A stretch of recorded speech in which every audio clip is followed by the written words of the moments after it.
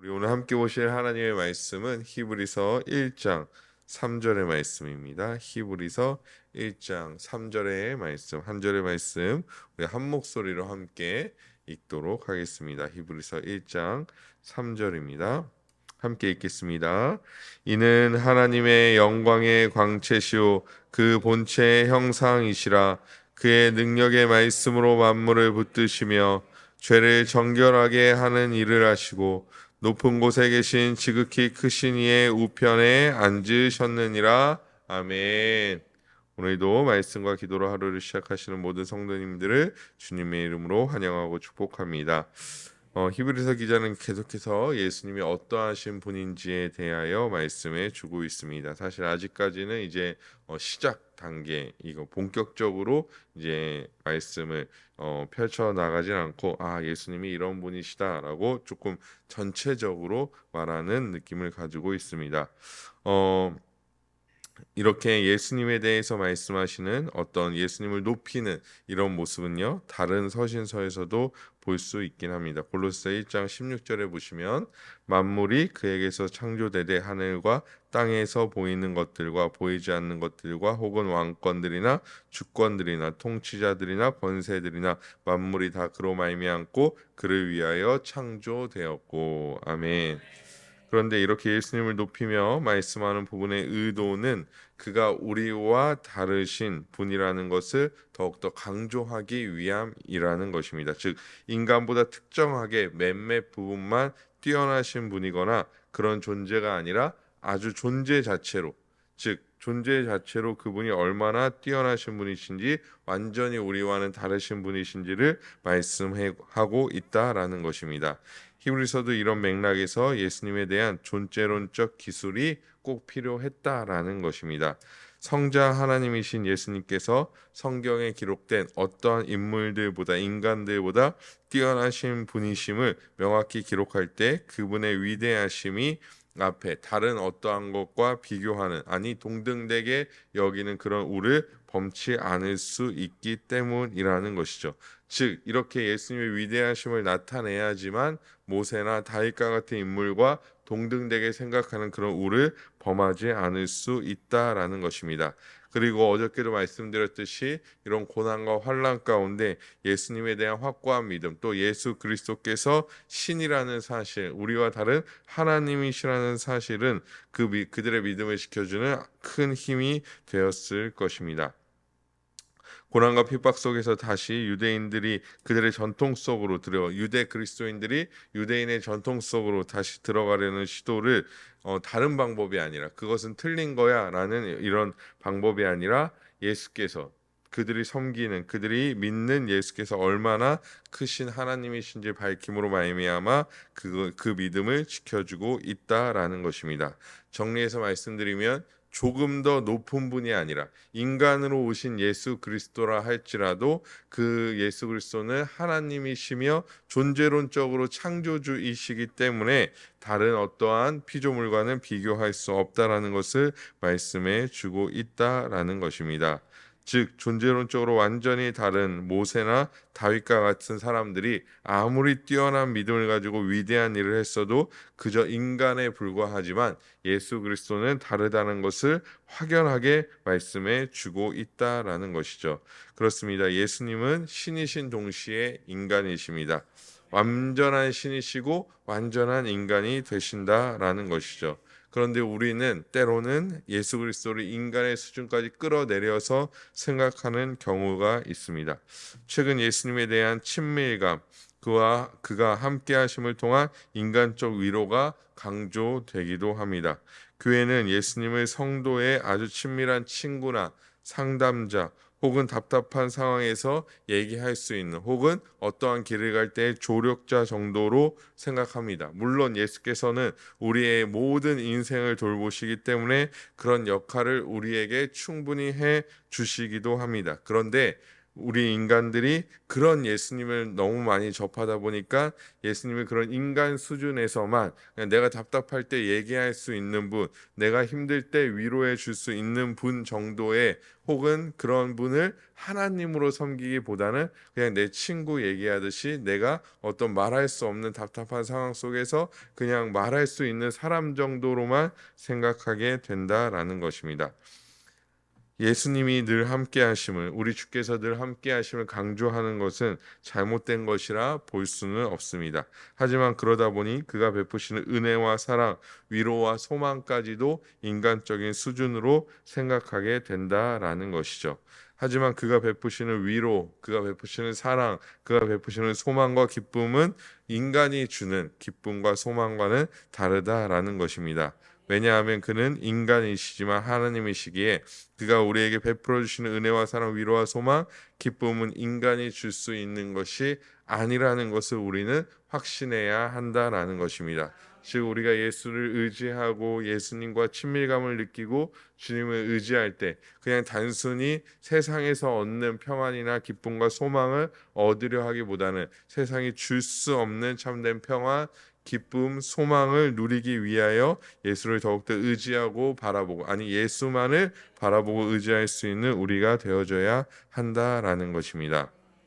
요한복음 14장 27절 말씀입니다. 평안을 너희에게 끼치노니 곧 나의 평안을 너희에게 주노라. 내가 너희에게 주는 것은 세상이 주는 것과 같지 아니하니라. 너희는 마음에 근심하지도 말고 두려워하지도 말라. 아멘. 내가 너희에게 주는 것은 세상이 주는 것과 같지 아니하리라 라고 예수님께서 명확하게 말씀하고 계시다라는 사실을 우리는 믿어야 한다라는 것입니다.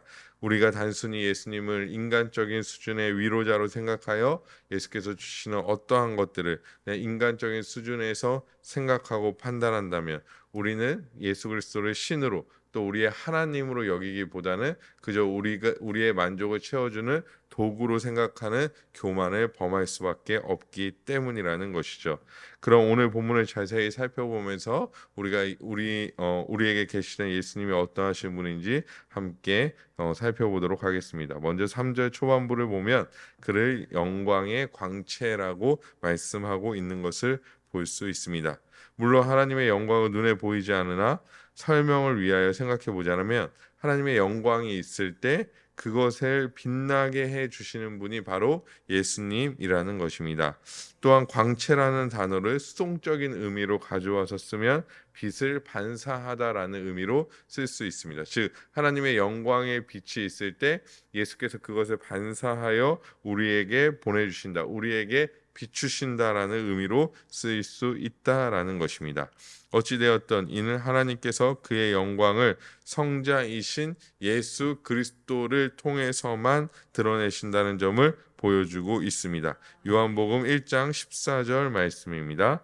말씀이 육신이 되어 우리 가운데 거하심에 우리가 그의 영광을 보니 아버지의 독생자의 영광이요 은혜와 진리가 충만하더라. 아멘. 우리가 그의 영광을 보니 아버지의 독생자의 영광, 즉 일반적인 영광이 아니라 그 예수 그리스도 안에서 아버지의 영광을 볼 수 있다라는 것을 말씀해 주고 있습니다. 하지만 히브리서 기자는 바로 뒤에 이어서 예수님이 하나님의 본체의 형상이라고 말씀하고 있는 것을 또한 볼 수 있습니다. 그저 빛을 발하시는 분인 것뿐만 아니라 그의 본체의 형상이다라고 말씀하고 있는 것이죠. 본체의 단어의 의미는 본질, 실체라고 번역할 수 있습니다. 그리고 형상은 본체를 그대로 드러낸 모습을 말씀해 주고 있습니다. 즉 그래서 본체의 형상이라는 뜻은 하나님 자체이시다라는 것을 말씀해 주고 있다라는 것이죠. 우리가 영광의 광채만을 본다면 마치 예수께서 하나님께 종속되신, 아니면 그냥 도구로서만 쓰이신 분이라고 생각할 수 있는데 그것이 아니라 예수 그리스도는 하나님의 영광을 드러내시지만 그의 본체시며 그의 형상이다라는 것을 보여주고 있다라는 것이죠. 골로새서에서도 비슷한 말씀을 해주고 있습니다. 골로새 1장 15절 말씀입니다. 그는 보이지 아니하는 하나님의 형상이요 모든 피조물보다 먼저 나신 이시니. 아멘. 사실 하나님은 원래 형상이 없으시죠. 하나님은 영이시기 때문에 하나님은 우리와 같은 눈, 코, 입이 없으십니다. 그래서 때로는 하나님이 이제 하나님을 내가 봤다라고 얘기하는 사람들이 있는데 다 거짓말입니다. 왜냐하면 하나님은 영이시기 때문에 보일 수가 없죠. 그런데 우리는 그를 하나님의 영이시기 때문에 볼 수 없는 하나님을 예수님을 통하여 볼 수 있다라는 것입니다. 그의 영광을 바라볼 수 있을 뿐만 아니라 그를 바라볼 때, 예수님을 바라볼 때 우리는 하나님이 살아계심을, 하나님이심을 깨달을 수 있다라는 것이죠. 어제도 말씀드렸지만 그렇다고 해서 예수께서 하등한 존재라고 생각하시면 안 된다라는 것입니다. 우리와 동일한 존재라고 생각해서는 안 된다라는 것이죠. 그래서 히브리서 기자는 명확하게 그는 하나님의 본체와 형상이다, 하나님이시다라고 말씀하고 있는 것입니다.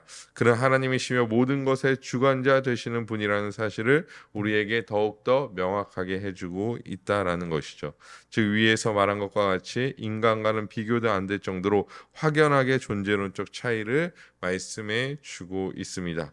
계속해서 살펴보면 그의 능력의 말씀으로 만물을 붙드시며 라고 말씀하고 있는 것을 볼 수 있습니다. 예수께서는 말씀으로 만물을 붙들어 주십니다. 즉 모든 만물이 예수로 인하여 보존되며 지속된다는 말씀을 해주고 있는 것입니다. 우리가 살아가는 모든 삶이 예수께서 주권적인 인도하신 가운데 있으며 붙드신 가운데 있다라는 것이죠. 하나님은 만물을 지으시고 그냥 내버려 너네 알아서 돌아가도록 어떤 시스템화해서 내버려 두시지 않았다라는 것입니다. 프로그래밍을 해놓고 그냥 자연스럽게 돌아가게 놔두시는 것이 아니라는 것이죠. 하나님이신 예수께서 그의 권능과 능력으로 지금 이 시간에도 만물을 붙들고 계시기 때문에 온 세계야 온 우주가 유지되며 나아갈 수 있게 된다라는 것입니다. 특히 그의 말씀으로 이 모든 것을 이루고 계시고 있음을 말씀해 주고 있습니다. 즉 아버지의 뜻을 아들의 뜻이므로 아들의 뜻으로 말미암아 온 세계와 만물이 유지되고 있고 보존되고 있고 인도함을 받고 있다라는 것이죠. 이 말씀은 3절의 뒷부분이 제일 뒷부분인 아들이 높은 곳에 계신 지극히 크신 이의 우편에 앉아 계신다라는 말씀과도 연결되고 있습니다. 우리 시편 110편 1절 말씀 살펴보도록 하겠습니다. 여호와께서 내 주에게 말씀하시기를 내 원수들로 내 발판이 되게 하기까지 너는 내 오른쪽에 앉아 있으라 하셨도다. 아멘. 이 말씀의 성취가 1장 3절에 이루어지고 히브리서 1장 3절에 이루어지고 있다라는 사실을 우리는 볼 수 있습니다. 즉 이 말씀이 예수 그리스도로 인하여 성취되었다라는 것이죠. 오른편에 앉아 있다라는 것은 성경적 의미로 권능과 보호의 능력을 가지고 있다라는 것입니다. 즉 예수께서는 하나님 보좌 우편에서 온 만물을 그의 권능으로 보호하신다라는 것입니다. 물론 다 아시겠지만 하나님 보좌 우편이라는 것은 진짜 우리가 생각하는 오른쪽을 의미하는 것은 아닙니다. 왜냐하면 하나님은 영이시기 때문에 어디가 오른쪽인지 명확하지 않습니다. 여긴지 저긴지 명확하지 않다라는 것이죠. 그럼에도 불구하고 하나님 보좌 우편이라는 표현을 사용한 것은 결국에 하나님이 가지고 계신 모든 능력과 보호하심과 인도하심 모든 권능을 예수께서 동일하게 소유하고 계신 분이라는 것을 말씀해주고 있다라는 것이죠. 따라서 이 권능은 세상의 권능과 또 다릅니다. 세상의 권세와 또 다릅니다. 세상에 아주 뛰어난 권세, 능력 있는 권세라 할지라도 영원하지 못하다라는 것입니다. 아무리 권세가 뛰어난 사람이 온 세상을 통치한다 할지라도 결국에는 소멸되고 말지만 또한 그 권세가 아무리 선한 권세라 할지라도 모세와 다윗과 같은 권세라 할지라도 영원할 수 없지만 예수의 권세는 그렇지 않다라는 것입니다. 왜냐하면 예수 그리스도는 영원하신 왕으로서 우리를 통치하고 다스리기 때문이죠. 인간의 어떠함은 그래서 그에 비할 바가 되지 못한다라는 것입니다. 아무리 뛰어난 인간이라 할지라도 예수님께 비할 수 없습니다. 하나님은 우리를 도구로 사용하시는데 예수님은 하나님의 도구가 아니라 바로 그 하나님이시기 때문이라는 것이죠. 우리가 해야 할 것은 오히려 그 앞에 엎드려 그를 경배하며 찬양하는 일을 우리가 해야 한다라는 것입니다. 그것이 우리가 하나님께 영광 돌릴 수 있는 방법임을 빌립보서 2장 9절에서 11절 말씀이 우리에게 말씀해 주고 있습니다. 우리 한 목소리로 읽어보도록 하겠습니다. 시작.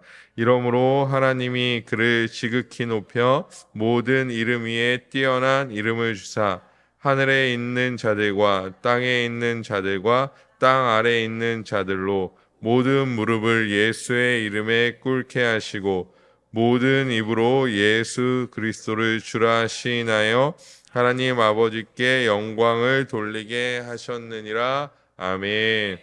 오늘 이 빌립보서 2장 9절에서 11절 말씀을 보면 우리가 하나님께 영광을 돌릴 수 있는 방법에 대해서 말씀해 주고 있는데 그것은 모든 입으로 예수 그리스도를 주라, 주인이라 혹은 우리가 지금 말씀에서 살펴봤듯이 하나님이라 시인할 때 하나님께 영광을 돌릴 수 있다라고 말씀하고 있는 것입니다. 우리가 그를 주인으로 인정하고 고백할 때, 그의 통치에 순복하며 나아갈 때, 그의 말씀을 따라 살아갈 때 우리의 삶은 하나님께 영광되는 삶으로 드려진다라는 것을 본문은 말씀해 주고 있다라는 것이죠. 즉 우리가 이 땅에서 성공하고 이 땅에서 많은 부를 누리고 무언가를 성취하고 무언가를 해내서 하나님의 영광을 드러낸다라는 것은 사실은 부차적인 것일 수 있고 그렇게 하지 않아도 되는 것일 수 있지만 모든 입으로 예수 그리스도를 주로 시인, 우리가 이 예수를 주라고 시인할 때 하나님께서는 우리 가운데 영화로움을 받아 주신다라는 것입니다. 그것이 우리가 하나님을 영화롭게 하는 방법임을 우리는 깨달아야 한다라는 것이죠. 우리가 수요일에도 살펴봤듯이 우리의 목적, 우리의 인간의 목적은 하나님을 영화롭게 하고 그분을 영원토록 기뻐하는 것입니다. 그래서 하나님을 영화롭게 하기 위해서는 모든 삶에 있어서 예수를 주인으로 여기는 삶을 살아갈 때 그것이 하나님을 영화롭게 하는 것이지 우리의 이름이 뛰어나게 드러나고 우리가 무언가를 성취하고 무언가를 이루고 그래서 입술로 그냥 하나님께 영광 돌립니다 해서 하나님께서 영광 받으시는 것이 아니라는 것이죠. 평범한 일상 가운데 평범한 삶 가운데 예수를 주로 인정하며 살아가는 삶, 그의 말씀을 따라 살아가는 삶, 예수께서 하나님께 순종하셨듯이 우리 또한 예수를 따라 하나님께 순종하는 삶을 살아갈 때 비로소 하나님께서는 우리의 삶 가운데 영광을 받아 주신다라는 것입니다. 이러한 삶은 사실 세상에 살아가는 삶과는 굉장히 세상의 기준과는 굉장히 다르다라는 것이죠.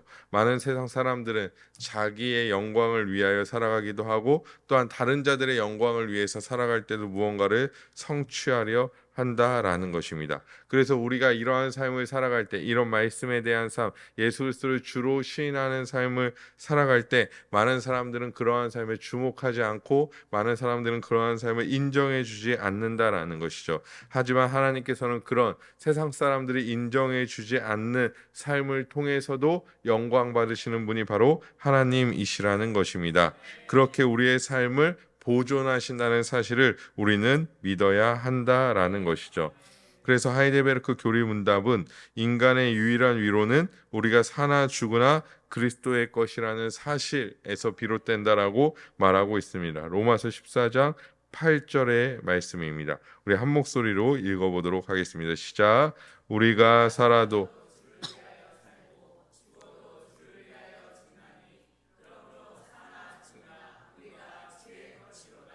아멘. 내가 외로울 때 함께 하시는 하나님, 우리의 아픔을 이해해 주시는 하나님, 물론 이런 하나님도 우리가 찬양하고 경배해야 하는 하나님이시지만 삼위 하나님을 그 정도의 수준에서 이해하려고 하고 받아들이려 한다면 타인에 의하여 인간적인 위로가 찾아올 때 타인에 의하여 인간적인 위로와 격려가 찾아올 때 우리는 하나님으로부터 오는 참된 위로와 평강을 버려버리고 그 사람들을 쫓아갈 수 있다라는 것입니다. 그런 위로를 찾게 된다라는 것이죠. 그래서 많은 그리스도인들이라고 불리우는 자들 중에서는 잠시는 하나님 앞에서 위로받고 힘을 얻어 뜨거운 신앙인인 것처럼 보이지만 금세 교회를 떠나는 사람들이 부지기수이며 하나님을 그저 인간적인 수준의 위로에서 찾고 있기 때문에 하나님을 온전히 섬기지 못한다라는 것입니다.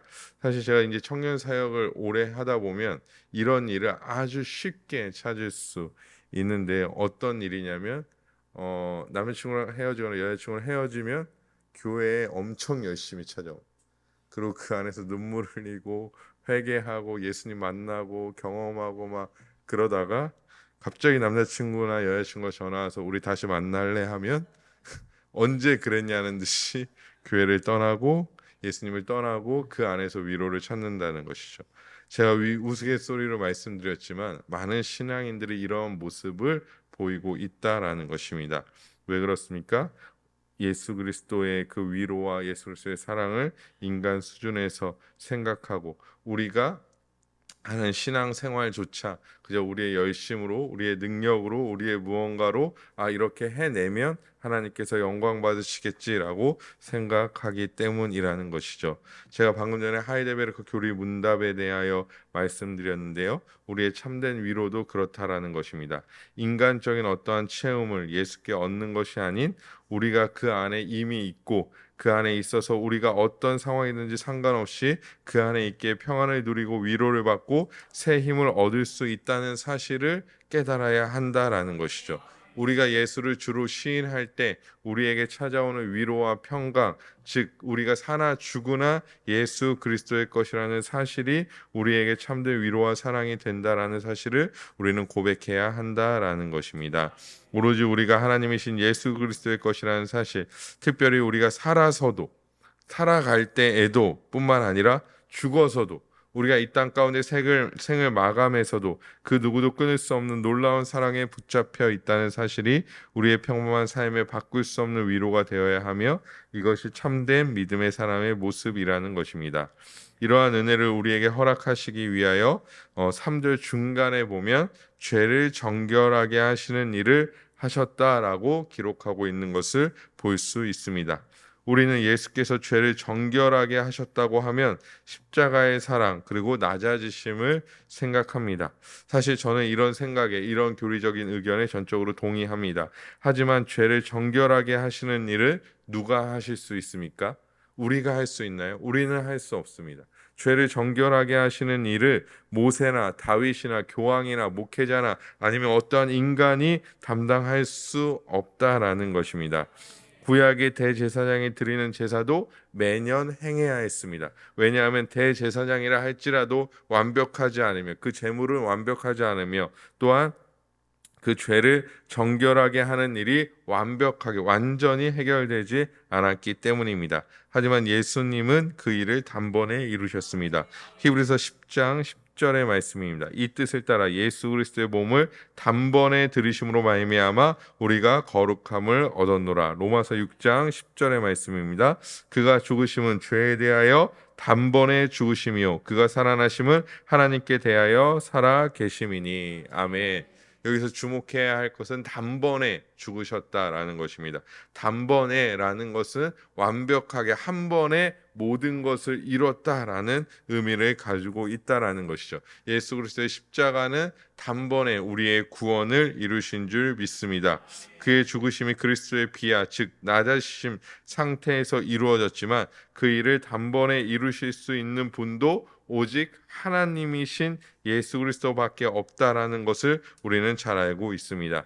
인간의 죽음은 인간의 근본적이고 지속적인, 즉 원죄와 자본죄 어떠한 것도 해결할 수 없습니다. 인간의 노력이나 인간의 의지는, 인간의 결단은 원죄와 자범죄의 어떠한 것도 해결할 수 없다라는 것이죠. 우리 생각해 보시면 우리가 오늘 말씀을 듣고 결단한다고 해서 그 부분에 대해서 완벽하게 그 부분을 극복해낼 수 없습니다. 어떤 죄, 자범죄라고 할지라도 그 죄의 부분을 완벽하게 극복해낼 수 없다라는 것이죠. 내가 오늘 말씀을 들어서 성령 충만하고 내가 성령 충만해서 이제 내가 가지고 있던 모든 죄악의 부분을 확연하게 내가 승리할 수 있겠구나 생각하지만 우리는 연약하기 때문에, 약하기 때문에 우리의 의지나 결단은 언제나 흔들릴 수 있기 때문에 그런 의지와 결단이 오랫동안 지속되지 않는다라는 것입니다. 성령 충만함이 떨어지거나 어떤 죄악의 물꼬가 다시 트이게 되면 우리는 그 죄악을 다시금 저지르게 된다라는 것이죠. 제가 이런 말씀을 드리는 이유는 우리의 결단이나 우리의 의지나 우리의 어떠함은 의지할 도구가 되지 않는다라는 것이죠. 아무리 인간이 뛰어난 결단과 마음먹음을 갖는다 할지라도 죄인이 다른 죄인을 용서할 수 없고 죄인이 스스로의 죄를 용서할 수 없기 때문에 결국에 이 죄의 문제는 외부에서 도움을 구해야 되고 또한 이 외부에서 우리의 죄의 문제를 해결해 주어야 한다라는 것입니다. 하나님의 공의의 수준도 마찬가지입니다. 즉 하나님께서 의롭게 우리를 봐주시는 수준도 마찬가지의 맥락에서 볼 수 있다라는 것이죠. 우리가 아무리 의로운 행위를 한들, 우리가 아무리 거룩하게 산들 하나님의 공의, 하나님의 의로움의 수준에는 미치지 못한다라는 것입니다. 아무리 뛰어난 인간이라고 해도 율법을 완전히 이룰 수 없고 율법을 완전히 지킬 수 없다라는 것이죠. 왜냐하면 율법 하나를 어기면 전체를 어긴 것이기 때문입니다. 하지만 우리가 그래서 예수 그리스도를 의지해야 하는 것은 예수 그리스도는 하나님이시기 때문에 하나님의 수준의 공의를 만족시키실 수 있고 인간의 모습으로 이 땅 가운데 오셨기 때문에 인간의 죄를 인간이 해결해야 할 때, 인간이 책임져야 할 때 그는 우리의 하나님의 맏아들이 되셔서 그 모든 죄악을 담당해 주셨다라는 것입니다. 그래서 완전하신 하나님이시며 완전하신 인간이신 예수님만이 죄를 정결하게 하는 직분을 가질 수 있다라는 것을 오늘 말씀은 우리에게 말씀해 주고 있다라는 것이죠. 그래서 저는 오히려 이 죄사함의 일이 오로지 하나님이신 예수님이시기 때문에 가능하다라는 것을 오늘 말씀은 우리에게 말씀해 주고 있다라는 것이죠. 인간이 그저 이 죄사함의 일을 감당할 수 있는 것이 아니라는 것입니다. 우리가 조금 더 깊이 살펴보면 우리가 회개할 때도 마찬가지입니다. 우리가 회개하였기에 하나님께서 우리를 용서해 주신다라고 사실 교리적 공식적으로는 볼 수 없습니다. 우리가 회개했기 때문에 우리가 무언가를 했기 때문에 하나님은 우리를 용서해 주시는 분이 아니라는 것이죠. 우리가 회개할 때 우리의 죄를 자복할 때 예수 그리스도를 통하여 자복하기 때문에 예수 그리스도를 통하여 그의 공로에 의지하여 우리가 나아가기 때문에 하나님께서 우리의 죄를 용서하여 주시는 것이지 우리의 모습이 가엾고 회개하는 모습이 안타까워서 우리를 용서해 주시는 것이 아니라는 것입니다. 우리는 다른 사람들을 그런 우리에게 대하여 찾아와서 죄를 빌 때 그 모습이 가여워서 안타까워서 용서해 주기도 하지만 하나님은 사랑의 하나님이시기도 하지만 공의의 하나님이시기 때문에 그저 우리를 용서해 주시는 것이 아니라 예수님을 통하여 우리가 하나님께 나아갈 때 우리를 받아주시고 인정해 주신다는 사실을 우리는 믿어야 한다라는 것입니다. 사랑하는 아델포이 교회 성도 여러분, 예수님은 존재론적으로 이렇게 우리와 다르십니다. 그는 우리의 찬양의 대상이시며 경배할 하나님이십니다. 그가 우리의 삶을 붙드시며 인도하십니다. 우리는 오히려 온 우주의 통치자이신 예수님께 우리의 삶을 붙드시고 인도하신다는 사실에 감사하고 감격해야 한다라는 것입니다. 이것을 당연하게 그냥 여기는 것이 아니라 이 은혜에 감사하고 감격해야 한다라는 것입니다. 이제는 이런 온전한 믿음을 가지고 밋밋하고 뭔가 외적인 뜨거움만 추구하는 신앙에서 벗어나 예수 그리스도 자체에서 위로를 받고 힘을 얻으며 그분의 위대하심과 그러나 우리를 위해 자신을 버리신 그 사랑에 힘입어 살아가는 자들이 되어야 한다라는 것입니다. 히브리서 기자는 이런 믿음이 히브리서를 수신하는 유대 그리스도인들에게 있기를 원했습니다. 그들이 고난 가운데, 역경 가운데, 그들이 힘든 가운데 예수 그리스도를 배도하고 배신하고 다른 길로 가려 할 때 다른 것을 바라보는 것이 아니라 오로지 예수 그리스도를 바라봄으로 말미암아 믿음을 회복하기를 소망했다라는 것이죠. 예수 그리스도가 하나님이라는 사실을 깨달음으로 말미암아 그들의 믿음이 붙들린 바 되기를 소망했다라는 것입니다. 우리의 믿음이 흔들릴 때가 있습니다. 우리의 믿음은 완전하지 않기 때문에 우리의 믿음은 우리의 믿음이기 때문에 때로는 흔들릴 수 있고 넘어질 수 있고 하나님을 멀리 떠날 수 있다라는 것이죠. 또한 눈에 보이는 외적인 것 때문에 상황들 때문에 우리는 충분히 흔들리고 넘어질 수 있는 존재라는 것입니다. 죄에 대해서도 마찬가지입니다. 아까도 말씀드렸지만 죄에 대해서도 우리는 충분히 흔들릴 수 있는 존재입니다. 사실 이 말을 오해하시지 말아야 되는 게 죄에 대해서 충분히 흔들릴 수 있다고 해서 죄를 지으면서 나는 충분히 흔들릴 수 있으니까 이 죄를 지어도 돼 라고 생각하시면 안 됩니다. 그 정도로 우리는 약하다라는 것이죠. 죄는 특별히 우리 마음에 좌소하고 우리 마음에 자리를 잡고 있습니다. 우리는 우리 마음에 자리를 잡지 못하는데 죄는 우리의 마음에 자리를 잡고 있다라는 것이죠. 그래서 우리가 어느 부분에서 연약한지 너무나 잘 알고 있다라는 것입니다. 제가 이 말씀을 드릴 때마다 예시로 드는 것이 있는데요. 저는 이제 모태신앙으로 쭉 자라왔기 때문에, 그리고 또 이제 제가 자랑할 게 없지만 그냥 쭉 자라왔기 때문에 음주와 흡연을 제 몸에서 단 한 번도 해본 적이 없습니다. 그냥 음주와 흡연을 단 한 번도 해본 적이 없는 이런 말좀 청결한, 정결한은 아니고요, 청결한 몸입니다. 그런데 그러면 마귀가, 사탄이, 죄가 갑자기 어느 날 제 마음에 찾아와서 그런 걸로 유혹하지 않는다라는 것이죠. 그런 제가 아예 40년 넘게 동안 아예 가까이 하지 않은 것으로 저를 유혹하지 않고 제가 아주 넘어지기 쉬운 것. 내가 버티고 회개하고 회개할 때 더 치밀하게 그곳으로 우리를 넘어뜨리려 한다라는 것입니다. 그렇기 때문에 우리는 우리의 의지를, 우리의 믿음조차 우리가 의지할 수 없는 자들이 된다라는 것이죠. 그렇기 때문에 우리는 믿음의 주요, 우리를 온전케 하시는 이인 예수 그리스도를 바라보는 자들이 되어져야 한다라는 것입니다. 그 안에서 우리의 소망을 찾고, 그 안에서 우리의 회복을 찾고, 그 안에서 우리의 위로를 찾는 그런 자들이 되어져야 한다라는 것이죠. 사랑하는 우리 아레포이 성도 여러분, 저는 이 히브리서 시간을 통하여 단순히 우리가 성경만을 깨닫는 그런 시간이 되지 않기를 원합니다. 물론 이 강해 설교이기 때문에 하나하나 또한 우리가 살펴봐야 할 것이지만, 또한 우리가 목사님의 주일에 우리 담임 목사의 말씀을 들을 때도 마찬가지인데요. 그런 말씀과 이런 설교를 통하여 우리의 믿음의 주요 온전하게 하시는 이인 예수님을 바라보고, 이제 우리는 우리의 상황이 바뀌고 우리의 어떠함이 바뀌어서 위로받는 자가 아니라 우리가 그저 예수를 바라봄으로 위로받을 수 있는, 우리 힘을 얻을 수 있는 그런 자가 되는 사랑하는 우리 모든 성도님들이 되시기를 주님의 이름으로 간절히 소망합니다.